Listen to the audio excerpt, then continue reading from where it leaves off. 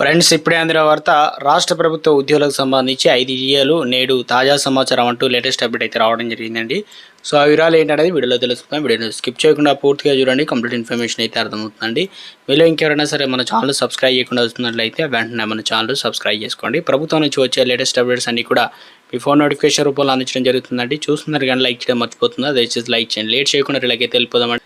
June 2 లోపు ఉద్యోగులు 5 డిఏలు చెల్లించాలి. పీఆర్సీని తక్షణమే ప్రకటించాలి. తెలంగాణ ఉద్యోగులు సమన్వయ కమిటీ డిమాండ్. రాష్ట్ర ప్రభుత్వం ఉద్యోగులకు జూన్ 2వ తేదీలోపు 5 డిఏలను అయితే చెల్లించాలని, పీఆర్సీ గడువు ముగిసిన 2 ఏళ్లైనా పూర్తయిన నేపథ్యంలో తక్షణమే పీఆర్సీని కూడా ప్రకటించాలని తెలంగాణ ఉద్యోగుల సమన్వయ కమిటీ డిమాండ్ చేసింది.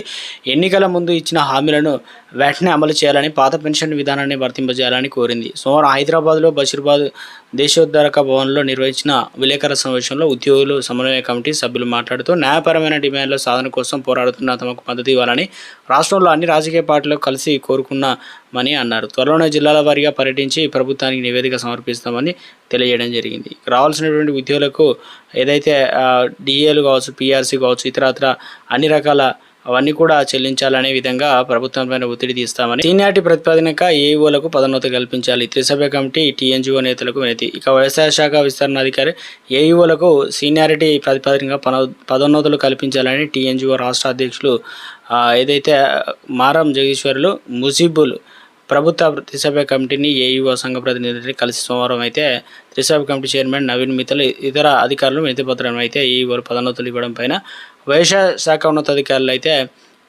జాప్యం చేస్తున్నారని, సీనియర్లను కాదని జూనియర్లకు పదోన్నతులు కల్పించే ప్రయత్నం చేస్తున్నారని, నిబంధనలకు అనుగుణంగా సీనియారిటీ ప్రకారమే పదోన్నతులు కల్పించాలని ప్రభుత్వాన్ని అయితే కోరడం జరిగింది. విద్యార్థులు లేరు, అధ్యాపకులు రారు.